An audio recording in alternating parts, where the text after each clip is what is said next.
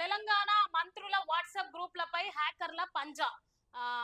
SBI KYC update పేరుతో మోసపూరిత సందేశాలు, హానికరమైన ఏపీకే ఫైల్స్ ద్వారా వ్యక్తిగత వివరాల చోరీ, గుర్తు తెలియని లింక్స్ క్లిక్ చేయొద్దని పోలీసులు హెచ్చరిక చేస్తున్నారు. అది కూడా ఎవరిదంట చూడండి.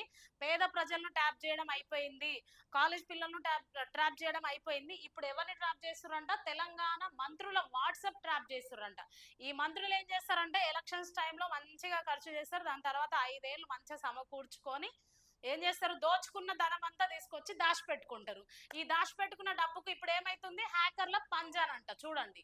అందుకనే రాజకీయ నాయకులు కానీ, ఉన్నోళ్ళు కానీ, లేనోళ్ళు కానీ కొంచెం పేదలకు కూడా ఖర్చు పెట్టేటట్టు చేయండి. లేదంటే ఇట్లాంటి సైబర్ నేరగాళ్ళు వచ్చి ఉన్నది మొత్తం దోసుకొని పోయిన తర్వాత అయ్యో మా డబ్బు వాయే, మాది ఇది వాయే, అది వాయే అని అట్లనే వెళ్ళిపోతారు.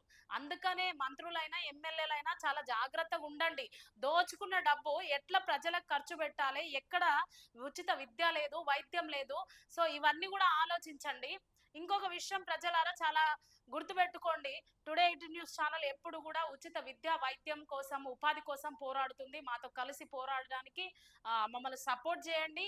ఎక్కడ ఉచిత విద్య, వైద్యంలో లోటుపాట్లు ఉన్నాయో మాకు తెలియపరచండి. సో మంత్రులు ఈ విధంగా ఇట్లా జరుగుతుంది, హ్యాకర్స్ పంజా విసురుతున్నారని పోలీసు హెచ్చరించారు. మీరు కూడా జాగ్రత్తగా ఉండాలని మేము తెలియపరుస్తున్నాం.